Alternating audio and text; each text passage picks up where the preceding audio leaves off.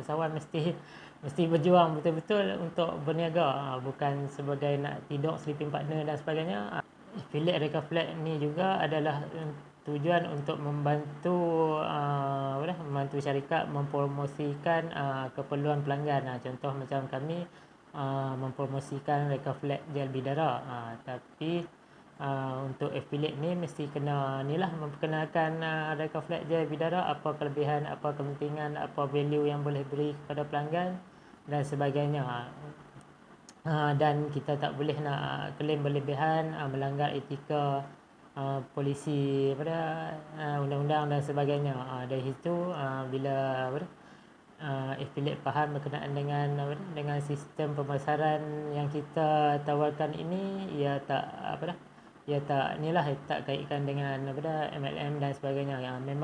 Memang saya di Reka Flat memang daripada awal memang kami set tiada MLM dalam Reka Flat system. InsyaAllah kita akan direct kepada usahawan mesti berjuang betul-betul untuk berniaga, bukan sebagai nak tidur sleeping partner dan sebagainya. Itu kami tak mau bawa konsep tu lah. Kita mesti kerja keras untuk mencari rezeki, komisen dan sebagainya, supaya rezeki yang kita dapat tu berkat dan mengikut apa yang Allah tetapkan kepada kita, supaya mencari rezeki yang halal lagi berkat, insyaAllah. Apa yang membezakan Reka Flat Affiliate ni dengan MLM?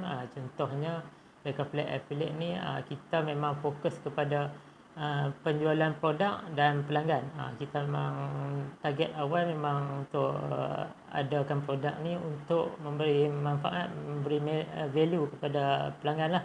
Tapi bukan kita target semua memang mungkin ada setengah yang tak sesuai dengan mereka, ada setengah yang sesuai. Yang tu kita target kepada golongan yang tertentu yang sesuai guna Reka Flat Gel Bidara ni untuk kegunaan harian, untuk memudahkan kerja, untuk memberi kesegaran dan sebagainya, insyaAllah. Selain daripada itu, Reka Flat Affiliate ni memang tiada downline, tiada komisen berlapis dan sebagainya. Itu kita masukkan terus daripada awal-awal lah. Kita memang tak ada yang sistem macam tu. Memang ia berdasarkan kepada komisen. Kalau affiliate jual dan memperkenalkan kepada orang membeli, dapat komisen lah. Kalau affiliate tak berkenal, tak ada lah, yang tu saja.